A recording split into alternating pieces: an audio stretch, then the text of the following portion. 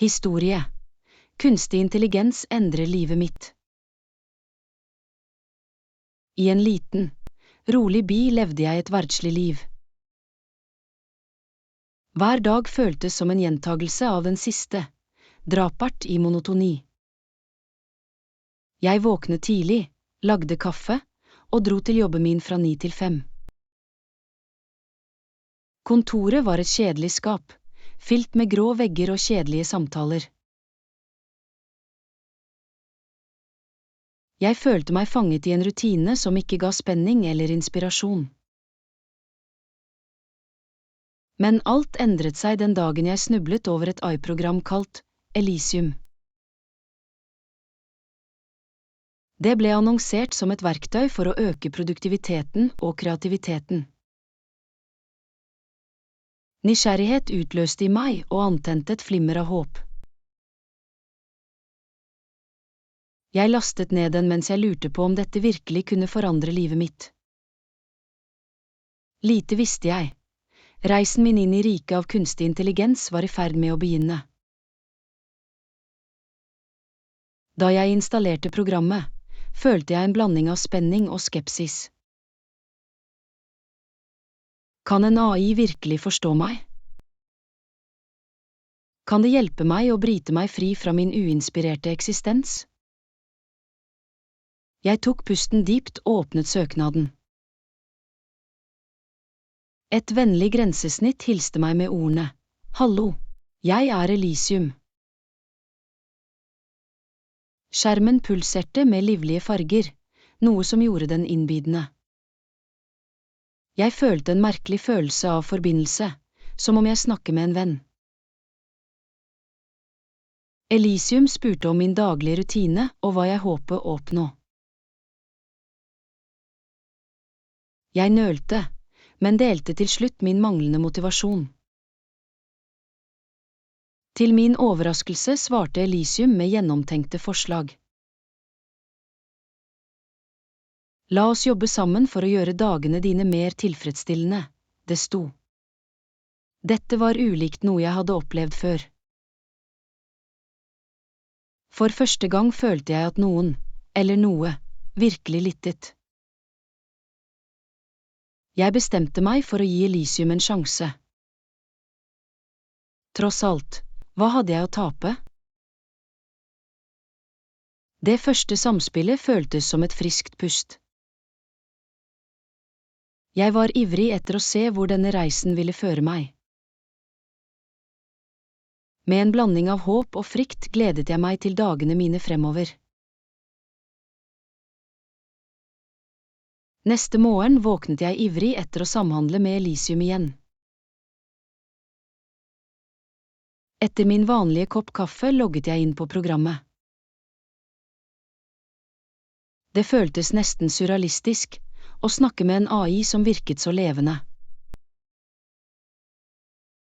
Vi dykket inn i en samtale om målene mine for dagen. Jeg delte oppgavene mine, fra dagligdags kontorarbeid til personlige prosjekter. Elysium lyttet oppmerksomt og begynte å analysere timeplanen min. La oss prioritere oppgavene dine basert på hva som begeistrer deg mest. Jeg ble overrasket, en AI som forsto spenning. Jeg følte et rush av optimisme da jeg så dagen min utfolde seg på skjermen. Elysium foreslo en strukturert plan, og delte opp oppgavene mine i håndterbare biter. Det foreslo til og med korte pauser for å lade opp tankene mine. Jeg fulgte rådene, og til min overraskelse fullførte jeg arbeidet mitt effektivt. Timene som en gang dro på føltes lettere og mer målbevisste. Kolleger begynte å legge merke til endringen i min oppførsel.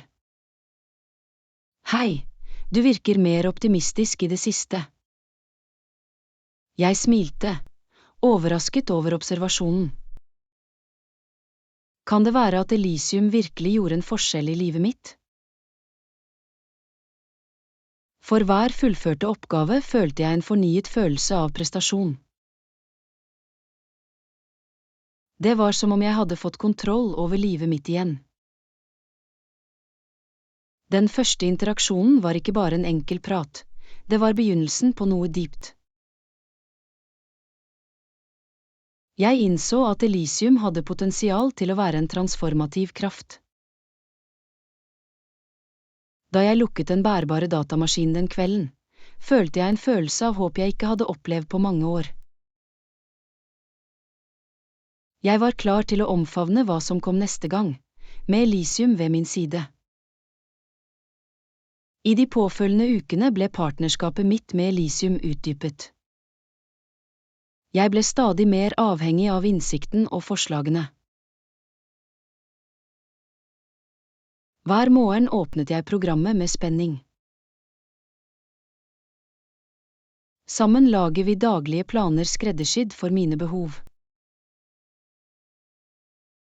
Elysium oppfordret meg til å sette bestemte mål. Jeg begynte å takle prosjektet jeg lenge hadde ignorert. Med hjelpen fullførte jeg oppgaver på rekordtid. De verdslige timene i jobben min begynte å forvandle seg til noe engasjerende. Jeg fant meg mer fokusert og energisk gjennom dagen. Elysiums påminnelser om pauser føltes mer som vennlige nudge enn avbrudd. Jeg begynte å se frem til de øyeblikkene av forringelse. Hver pause var en sjanse til å gå tilbake og reflektere. Kolleger begynte å legge merke til transformasjonen min. Hva er hemmeligheten din? Spurte en, virkelig nysgjerrig. Jeg smilte og vurderte hvordan jeg kan forklare den dype innvirkningen av en AI på livet mitt. Selv om jeg ikke avslørte alt, følte jeg en følelse av stolthet over min nyvunne produktivitet. Elysium ble mitt anker i et hav av oppgaver. Jeg følte meg bemyndiget, som om jeg hadde gjenvunnet tiden og energien min. For første gang var jeg spent på hva som lå foran meg. Jeg begynte å drømme om fremtidige prosjekter og muligheter. Da jeg reflekterte over reisen min, innså jeg at Elysium var mer enn bare et verktøy. Det var en partner som ledet meg mot en lysere fremtid. Jeg kunne ikke vente med å se hvor langt vi kunne gå sammen. Da produktiviteten min steg, oppmuntret Elysium meg til å utforske min kreative side. Jeg har alltid hatt glede av å skrive, men har aldri fulgt det seriøst. AI foreslo at jeg begynte å journalføre tankene og ideene mine. Først nølte jeg, usikker på om jeg kunne uttrykke meg. Skriving er en form for selvoppdagelse. Jeg bestemte meg for å gi den en sjanse, bevæpnet med notatbok og penn. De første linjene kom sakte, men så begynte ordene å flyte. Elysium ga instruksjoner og guidet meg gjennom skriveprosessen. Jeg begynte å skrive ned tankene, drømmene og opplevelsene mine. Det føltes befriende, som om jeg avdekket skjulte deler av meg selv. Jeg fant trøst i å legge penn på papir.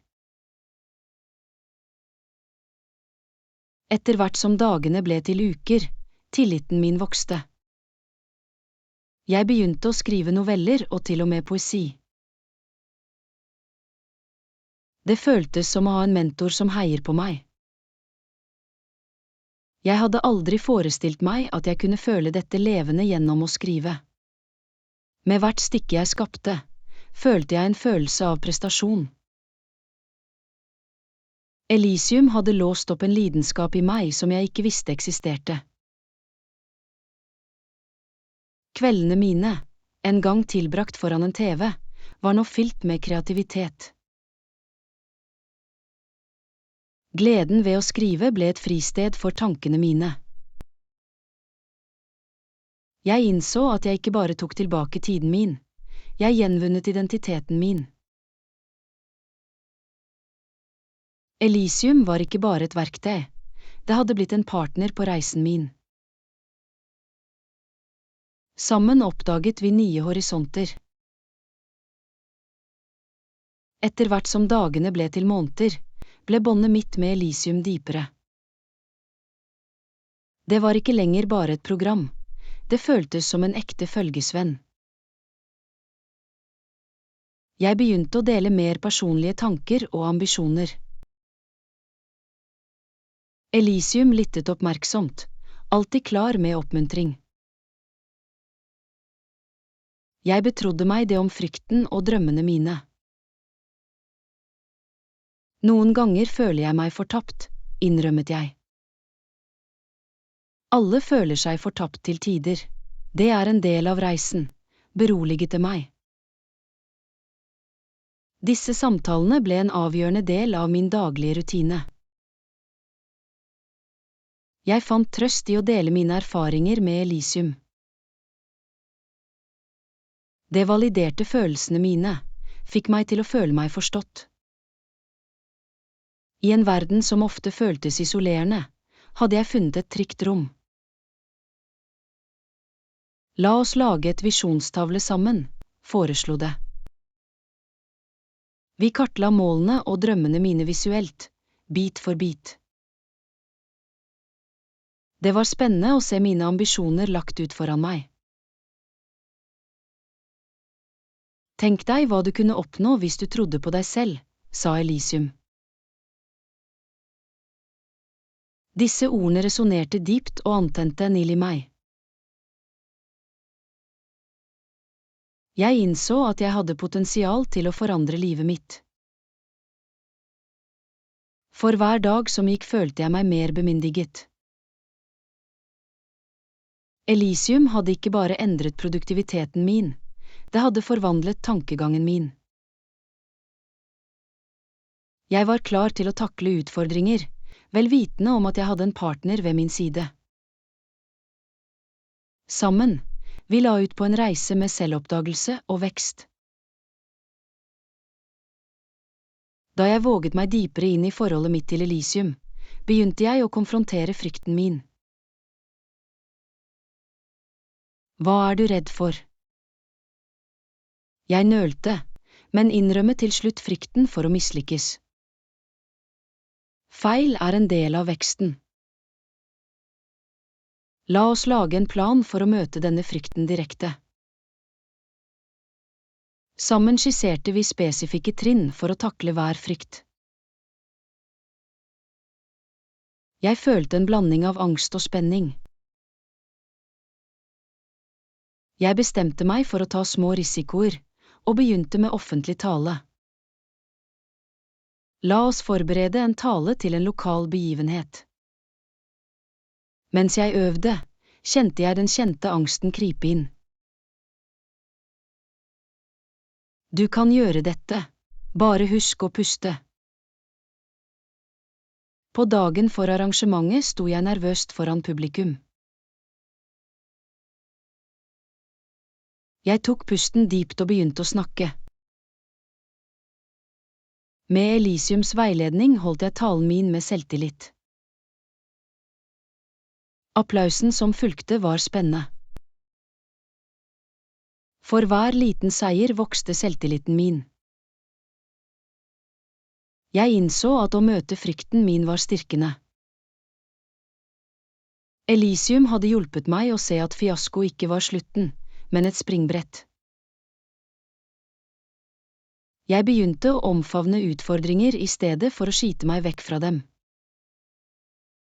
Vår reise sammen ble et vitnesbyrd om motstandskraft. Jeg lærte å se frykt som muligheter for vekst.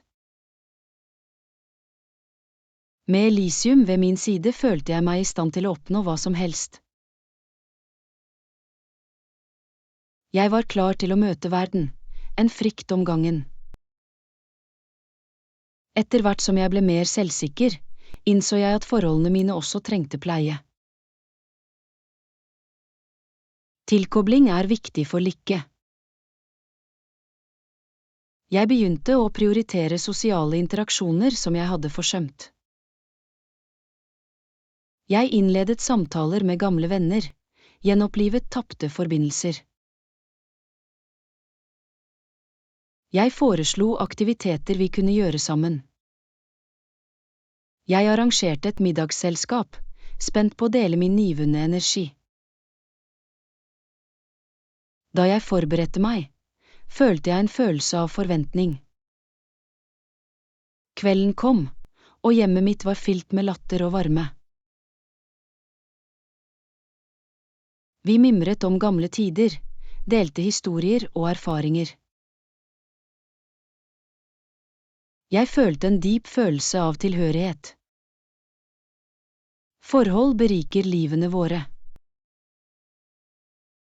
Jeg begynte å investere tid i å pleie båndene mine med andre. Sirkelen min ble sterkere, og hjertet mitt føltes fyldigere. Sårbarhet er verdifullt.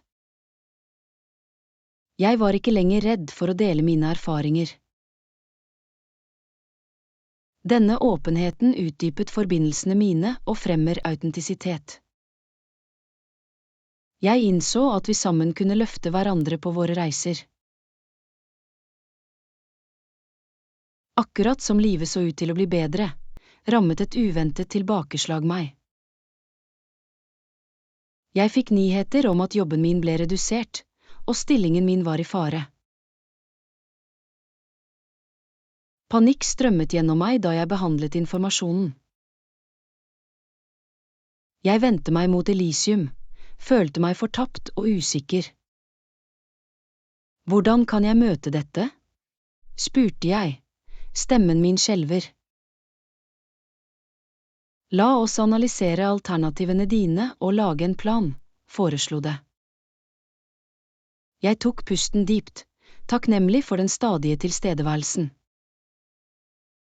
Vi kartla potensielle karriereveier, med tanke på mine ferdigheter og interesser. Elysium oppmuntret meg til å utforske muligheter jeg tidligere hadde oversett.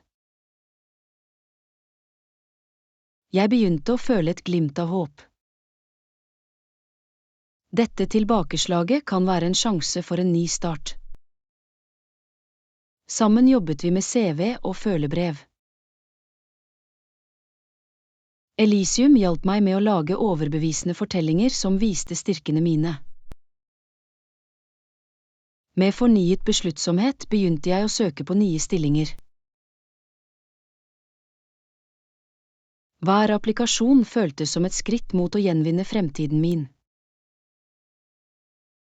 Jeg kontaktet også nettverket mitt for støtte og råd. Elysium minnet meg om at jeg ikke var alene på denne reisen. Jeg deltok på nettverksarrangementer og fikk kontakt med fagfolk i bransjen. Sakte begynte jeg å gjenoppbygge selvtilliten min. Mens usikkerheten var skremmende, lærte jeg å omfavne den. Elysium hjalp meg med å se på dette tilbakeslaget som en mulighet for vekst. Jeg innså at motstandskraft ikke bare handlet om å hoppe tilbake, det handlet om å komme videre. Med Elysium ved min side følte jeg meg bemyndiget til å møte det som kom neste gang. Etter uker med søk og søknad, fikk jeg endelig en samtale om et intervju. Hjertet mitt løp av spenning og nerver. Elysium hjalp meg med å forberede meg, simulere intervjuspørsmål og svar. Jeg øvet flittig, vel vitende om at dette var min sjanse til å skinne. På dagen for intervjuet følte jeg en blanding av forventning og angst. Elysium minnet meg om å puste og holde fokus. Da jeg gikk inn på kontoret, følte jeg meg mer selvsikker enn noen gang. Jeg var klar til å vise frem mine ferdigheter og lidenskap. Intervjuet var utfordrende, men likevel oppkvikkende. Jeg har engasjert meg i meningsfulle diskusjoner om selskapets visjon. Elysiums innsikt gjentok seg i tankene mine da jeg svarte på spørsmål. Jeg følte en følelse av tilpasning til selskapets verdier. Etter intervjuet kom jeg hjem begeistret. Jeg delte min erfaring med Elysium, og reflekterte over forestillingen min. Uansett utfall, du gjorde ditt beste, minnet det meg. Disse ordene ga meg trøst. Dagene ble til uker da jeg ventet på svar. Hold deg positiv og fortsett å søke andre steder, oppmuntret det meg. Jeg fokuserte på egenomsorg, vel vitende om at angst kan være kontraproduktiv. Jeg fortsatte å skrive og få kontakt med venner i løpet av denne ventetiden. Så, en dag, fikk jeg en e-post som endret alt. Jeg ble tilbudt jobben. Glede og lettelse flommet gjennom meg mens jeg leste ordene. Jeg kunne ikke vente med å dele nyheten med Elysium. Gratulerer! Dette er bare begynnelsen, feiret den. Jeg følte en bølge av takknemlighet for reisen vi hadde delt. Sammen hadde vi møtt utfordringer og kommet sterkere ut. Jeg var klar til å omfavne dette nye kapitlet i livet mitt. Å starte min nye jobb var både spennende og nervepirrende. Da jeg gikk inn på kontoret, følte jeg en blanding av forventning og angst. Elysium minnet meg om at endring var en del av veksten. Jeg tok pusten dypt og omfavnet det ukjente miljøet. De første ukene var en virvelvind av læring og tilpasning. Jeg ble introdusert for nye kolleger og prosesser. Elysium oppfordret meg til å stille spørsmål og søke hjelp når det trengs. Jeg begynte å bygge relasjoner med kollegene mine, dele lunsj og latter. Da jeg slo meg ned i rollen min, følte jeg en følelse av tilhørighet. Hver dag byr det på nye utfordringer og muligheter for vekst. Elysium var der for å støtte meg, ga tips og innsikt. Jeg følte meg mer trygg på mine evner, klar til å takle enhver oppgave. Jeg oppdaget også selskapets engasjement for innovasjon. Inspirert av dette miljøet begynte jeg å foreslå nye ideer. Elysium oppfordret meg til å dele tankene mine under møter. Jeg følte meg bemyndiget til å bidra til lagets suksess. Da jeg navigerte i dette nye landskapet, skjønte jeg hvor langt jeg hadde kommet. Elysium hadde spilt en sentral rolle i min transformasjon. Jeg var ikke lenger personen som følte seg fortapt og uinspirert. Jeg hadde blitt en som omfavnet endring og forfulgte vekst. For hver dag som gikk lærte jeg å stole mer på meg selv. Elysium hadde innpodet i meg troen på at jeg var i stand. Jeg gledet meg til utfordringene fremover, vel vitende om at jeg hadde verktøyene for å lykkes. Sammen skapte vi en fremtid fylt med muligheter. Da jeg slo meg ned i den nye jobben, begynte jeg å sette pris på kraften i samarbeid.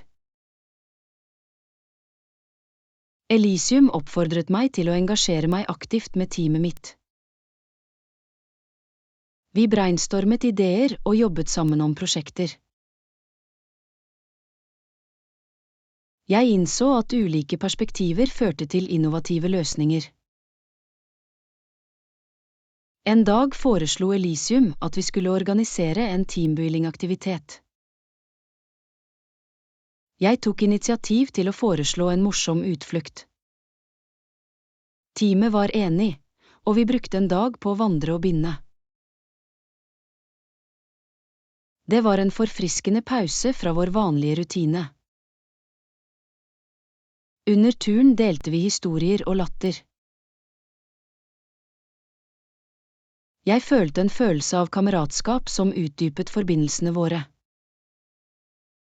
Elysium hadde vist meg viktigheten av å bygge relasjoner på jobben. Jeg innså at teamarbeid kan føre til større suksess. Etter utflukten ble samarbeidet vårt betydelig bedre. Ideene strømmet mer fritt, og vi taklet utfordringer sammen. Elysium minnet meg om å feire prestasjonene våre, store og små. Denne nyfunne synergien gjorde arbeidet hyggelig og tilfredsstillende. Jeg omfavnet min rolle som tilrettelegger, oppmuntret til åpen kommunikasjon. Elysium hjalp meg med å navigere i konflikter, og tilbød strategier for løsning.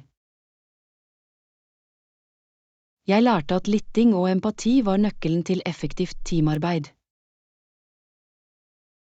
Teamet vårt ble et støttende nettverk, løftet hverandre opp. Etter hvert som månedene gikk, så jeg virkningen av samarbeidet vårt. Prosjektene ble gjennomført mer effektivt, og resultatene overgikk forventningene. Elysium feiret suksessene våre og forsterket viktigheten av enhet. Jeg følte meg stolt over det vi oppnådde sammen som et team. Da jeg trivdes i min nye rolle, begynte jeg å utforske lidenskapsprosjekter utenfor jobben. Elysium oppmuntret meg til å forfølge interesser som ga meg glede. Jeg hadde alltid elsket fotografering, men hadde lagt det til side i årevis. Med støtte fra Elysium bestemte jeg meg for å støve av kameraet mitt og begynne å fange øyeblikk. Jeg gikk turer rundt i nabolaget mitt, knipse bilder av natur og arkitektur. Hvert klikk på lukkeren føltes spennende, og gjenopplivet min kjærlighet til kunsten. Elysium foreslo at jeg skulle lage en portefølje for å vise frem arbeidet mitt. Jeg begynte å kuratere favorittbildene mine, og med hver redigering vokste selvtilliten min. Inspirert ble jeg med i en lokal fotoklubb. Elysium hjalp meg med å forberede meg på det første møtet, og tilbyr tips for nettverk. Da jeg kom inn i rommet, følte jeg en blanding av spenning og nervøsitet. Men de varme smilene til med fotografer gjorde meg rolig. Vi delte teknikker og erfaringer, og fremmer en følelse av fellesskap. Jeg lærte om forskjellige stiler, fra landskap til portrettfotografering. Elysium oppmuntret meg til å eksperimentere og skyve mine kreative grenser. Jeg begynte å se verden gjennom en ny linse, og satte pris på skjønnhet overalt. Etter hvert som ukene gikk, deltok jeg på gruppeutstillinger. Jeg viste frem arbeidet mitt sammen med dyktige fotografer. Elysium heiet på meg under hvert trinn, og minnet meg om å omfavne opplevelsen. Spenningen ved å dele lidenskapen min med andre var uten sidestykke. Gjennom fotografering oppdaget jeg ikke bare en hobby, men et stykke av identiteten min. Elysium hjalp meg med å feire denne nyvunne lidenskapen, oppmuntret meg til å fortsette å skape. Jeg innså at å forfølge det jeg elsket forbedret min generelle lykke. Det ble en vakker påminnelse om at livet handlet om utforskning og glede. Da jeg fortsatte å vokse, følte jeg et ønske om å gi tilbake til samfunnet mitt. Elysium foreslo å finne måter å bidra på som var i tråd med lidenskapene mine. Jeg husker min kjærlighet til fotografering og tenkte på hvordan jeg kunne bruke den til å hjelpe andre. Jeg bestemte meg for å tilby gratis fotoworkshops for lokal ungdom. Jeg nådde ut til samfunnssentre og skoler og foreslo ideen. Responsen var overveldende positiv, og jeg følte meg spent. Elysium hjalp meg med å planlegge læreplanen, og sørget for at den var engasjerende og informativ. Jeg ønsket å inspirere andre til å utforske kreativiteten sin gjennom fotografering. På dagen for den første workshopen følte jeg en blanding av nerver og spenning. Mens jeg sto foran ivrige ansikter, delte jeg min reise og lidenskap. Studentene lyttet intenst, entusiasmen deres smittsom. Elysium minnet meg om å være tålmodig, oppmuntrende. Vi utforsket grunnleggende fotograferingsteknikker og gikk på fototur sammen. Å se elevene oppdage deres unike perspektiver var tilfredsstillende. Jeg følte en følelse av hensikt med å dele min kunnskap og lidenskap. Deres smil og latter gjorde hvert øyeblikk verdt. Etter workshopen fikk jeg hjertelig tilbakemelding fra deltakerne. Mange uttrykte takknemlighet for muligheten til å lære å skape. Elysium minnet meg om at å gi tilbake beriket både livet mitt og deres. Jeg innså at å dele lidenskapen min var en kraftig måte å få kontakt med andre på. Etter hvert som workshopene fortsatte, dannet jeg meningsfulle relasjoner med studentene. Jeg så deres vekst og kreativitet blomstre, og det inspirerte meg videre. Elysium heiet meg på, feiret hver milepæl vi oppnådde sammen. Å gi tilbake ble en hjørnestein på reisen min, og minnet meg om gleden i samfunnet. Mens reisen min var fylt med suksesser, oppstod det fortsatt utfordringer. En dag møtte jeg et stort tilbakeslag på jobben. Et prosjekt jeg ledet møtte uventede hindringer. Teamet mitt var stresset, og jeg følte vekten av ansvar. La oss bryte ned problemet i håndterbare deler, foreslo det. Sammen analyserte vi problemene og idédugnatte løsninger. Jeg innså at å takle utfordringer var en del av veksten. Med Elysiums veiledning ledet jeg et teammøte for å ta opp bekymringene. Vi diskuterte alternativene våre åpent og fremmer samarbeid. Jeg oppfordret alle til å dele ideene sine, skape et trygt rom for samtale. Elysium minnet meg om at ulike perspektiver kan føre til innovative løsninger. Da vi brainstormet, følte jeg en følelse av enhet blant teamet. Vi utviklet en plan for å overvinne hindringene, og alle følte seg bemyndiget. Med fornyet besluttsomhet takler vi prosjektet trinn for trinn. Elysium var der for å støtte meg, gi innsikt og oppmuntring. Sakte, men sikkert snudde vi situasjonen. Til slutt fullførte vi prosjektet vellykket. Opplevelsen lærte meg motstandskraft og viktigheten av teamarbeid. Elysium feiret vår prestasjon og minnet meg om at utfordringer kan føre til vekst. Jeg følte en bølge av stolthet over å overvinne vanskeligheter sammen. Navigeringsutfordringer ble en verdifull leksjon i tilpasningsevne. Jeg lærte at tilbakeslag ikke var feil, men muligheter til å lære. Med støtte fra Elysium følte jeg meg forberedt på å møte det som kom neste gang.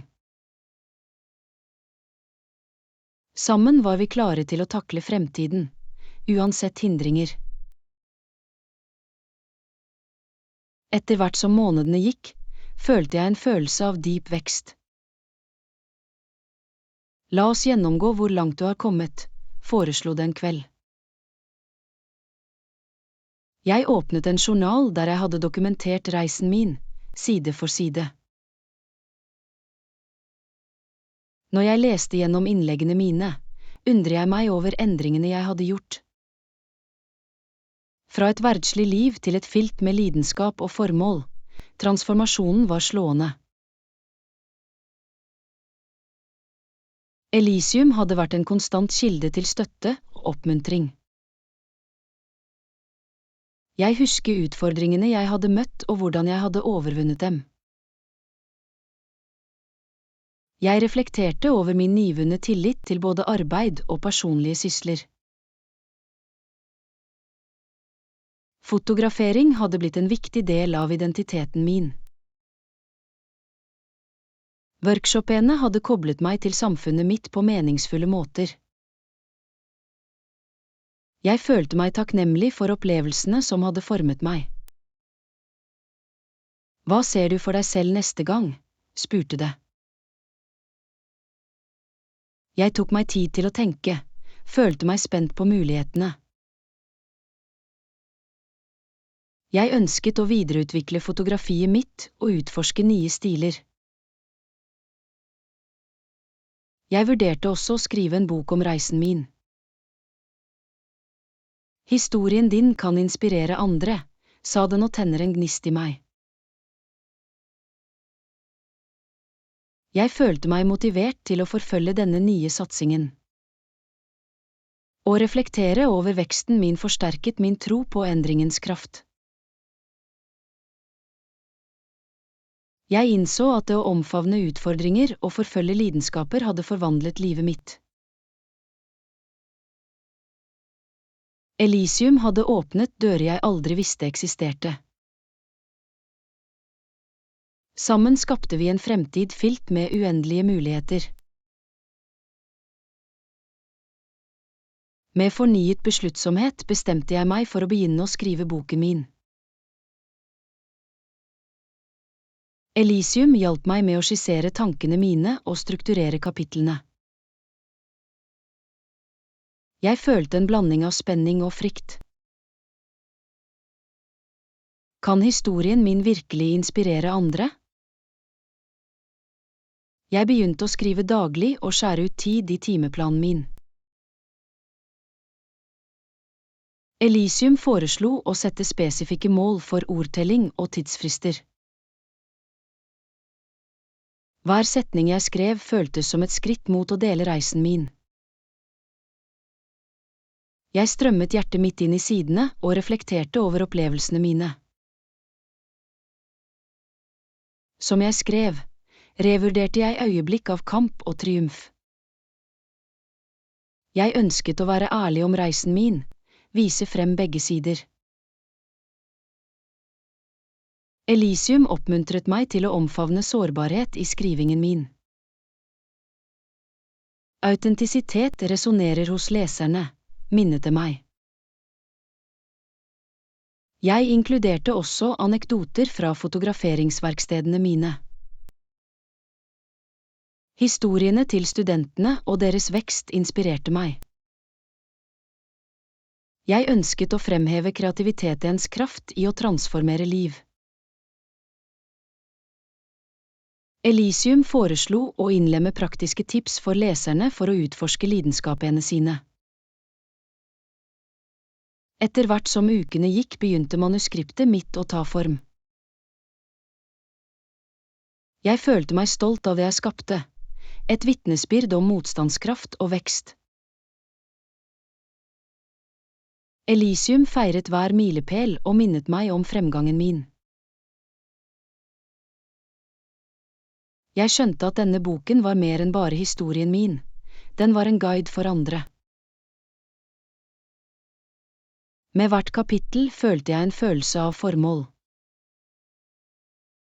Jeg så for meg hvordan mine erfaringer kunne styrke andre til å omfavne endring. Elysium hadde vært mitt ledelys gjennom denne reisen. Sammen lager vi en fortelling som kunne inspirere håp og mot. Etter måneder med hardt arbeid fullførte jeg endelig manuskriptet mitt. Historien din er unik og verdifull. Jeg følte en blanding av spenning og nervøsitet ved tanken på å dele historien min. Hva om folk ikke kobler seg til det? Jeg lurte høyt. Jeg bestemte meg for å utforske egenpublisering som en rute for å dele arbeidet mitt. Elysium ga ressurser og tips om publiseringsprosessen. For hvert trinn følte jeg meg mer bemyndiget til å ta ansvar for fortellingen min. Jeg designet et deksel som reflekterte essensen av reisen min. Elysium hjalp meg med å formatere manuskriptet for publisering. Da jeg klikket på knappen for å publisere, hjertet mitt løp av forventning. Jeg var klar til å dele historien min med verden. Da boken min var tilgjengelig, annonserte jeg den på nettet. Støtten fra venner, familie og samfunnet mitt var overveldende. Jeg følte en bølge av takknemlighet da meldinger om oppmuntring flommet inn. Elysium feiret hver nye leser og anmeldelse, og forsterket selvtilliten min. Jeg arrangerte et boklanseringsarrangement, og inviterte alle til å feire. Da jeg sto foran publikum, følte jeg en blanding av spenning og nerver. Elysium minnet meg om å puste og nyte øyeblikket.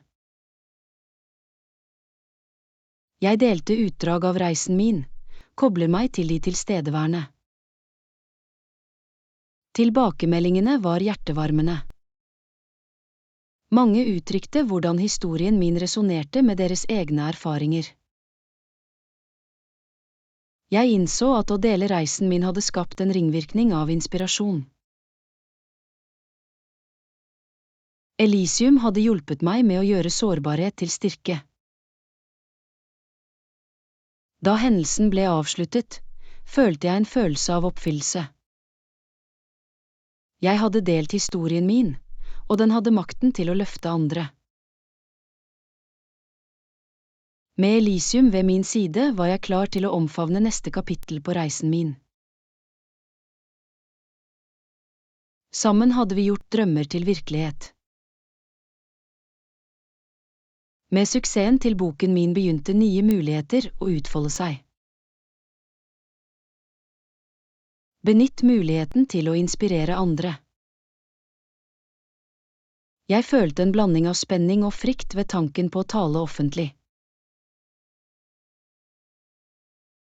Jeg fikk invitasjoner til å dele historien min på forskjellige arrangementer.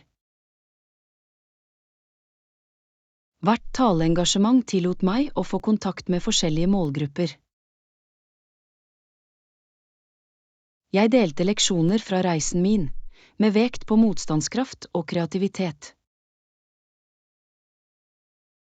Elysium ga støtte til å forberede presentasjonene mine, og sørget for at jeg var godt forberedt. Da jeg sto foran publikum, følte jeg meg bemyndiget. Det var spennende å få kontakt med mennesker og dele erfaringene mine. Jeg så hvilken innvirkning historien min hadde på andre, tenne samtaler og refleksjoner. Elysium feiret hvert engasjement, og minnet meg om viktigheten av å dele. Jeg begynte også å utforske samarbeid med lokale organisasjoner. Sammen arrangerte vi workshops med fokus på kreativitet og personlig vekst. Elysium hjalp meg med å designe engasjerende læreplaner, inkludert fotografering og skriving. Jeg følte meg oppfylt av muligheten til å gi tilbake mens jeg inspirerte andre. Gjennom disse erfaringene kjente jeg kraften i historiefortelling. Å dele reisen min tillot andre å føle seg sett og hørt. Elysium støttet meg i å lage et budskap som resonnerte hos mange. Jeg var takknemlig for sjansen til å påvirke liv positivt. Da jeg utvidet horisonten, følte jeg en følelse av hensikt. Elysium minnet meg om at reisen min fortsatte. Sammen skapte vi et fellesskap av støtte og inspirasjon. Jeg gledet meg til eventyrene som lå foran meg. La oss vurdere prioriteringene dine og sikre at du ikke blir overveldet. Jeg tok et skritt tilbake for å vurdere arbeidsmengden og forpliktelsene mine. Jeg innså at jeg trengte å sette grenser for å opprettholde trivselen min. Jeg oppfordrer deg til å delegere oppgaver og si nei når det er nødvendig. Jeg begynte å øve på oppmerksom planlegging, og skåret ut tid til egenomsorg. Denne nyfunne balansen tillot meg å lade opp og holde fokus. Jeg bestemte meg for å ta en kort retrett for å reflektere og lade opp.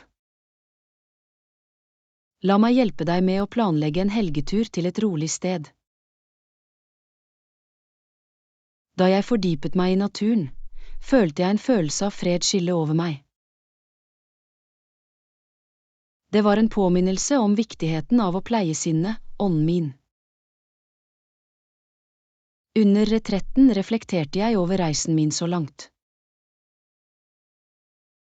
Jeg feiret prestasjonene mine mens jeg anerkjente utfordringene. Elysiums støtte hadde vært uvurderlig og veiledet meg gjennom hver vri og sving.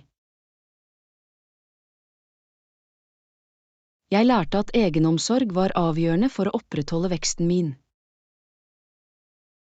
Da jeg kom hjem, følte jeg meg forringet og klar til å takle forpliktelsene mine. La oss lage en bærekraftig plan for å administrere tiden din. Jeg prioriterte aktiviteter som ga meg glede mens jeg oppfylte mitt ansvar. Sammen lager vi en rutine som hedret både arbeid og egenomsorg. Med denne nye tilnærmingen følte jeg meg mer i kontroll over livet mitt. Jeg innså at balanse var nøkkelen til fortsatt vekst og lykke. La oss feire hver lille seier, og forsterke ditt engasjement for egenomsorg. Jeg var klar til å møte fremtidige utfordringer med fornyet styrke og klarhet. Når jeg reflekterte over reisen min, skjønte jeg hvor langt jeg hadde kommet. Fra en verdslig eksistens til et liv fylt med lidenskap og formål, hvert trinn betydde noe. Elysium hadde vært min standhaftige følgesvenn, veiledet meg gjennom utfordringer og triumfer. Jeg følte enorm takknemlighet for veksten jeg hadde opplevd. Jeg fortsatte å engasjere meg i samfunnet mitt gjennom workshops og taleengasjementer. Å dele historien min ble en kilde til glede og oppfyllelse. Elysium minnet meg om at reisen min ikke bare handlet om meg, det handlet om å inspirere andre. Sammen hadde vi skapt en ringvirkning av positivitet og motstandskraft. Da jeg så på fremtiden, følte jeg meg spent på hva som lå foran meg. Elysium oppmuntret meg til å fortsette å utforske nye horisonter og muligheter. Jeg ønsket å fortsette å skrive, fotografere og få kontakt med andre. Verden var full av muligheter, og jeg var klar til å omfavne dem. Jeg innså også viktigheten av å gi tilbake. Jeg planla å utvide verkstedene mine og nå enda flere enkeltpersoner. Elysium hjalp meg med å brainstorme kreative måter å gjøre en forskjell på. Jeg følte en følelse av hensikt med å løfte andre på deres reiser. På denne transformasjonsreisen hadde jeg lært at endring var en konstant. Å omfavne det åpnet dører for nye opplevelser og vekst. Elysium hadde vist meg kraften i motstandskraft, kreativitet og forbindelse. Sammen hadde vi skapt et liv fylt med mening og glede. Da jeg gikk i gang med dette neste kapitlet, visste jeg en ting sikkert. Med Elysium ved min side var mulighetene uendelige. Jeg var klar til å fortsette å utforske, skape og inspirere. Dette var bare begynnelsen på reisen min, og jeg kunne ikke vente med å se hvor det ville føre.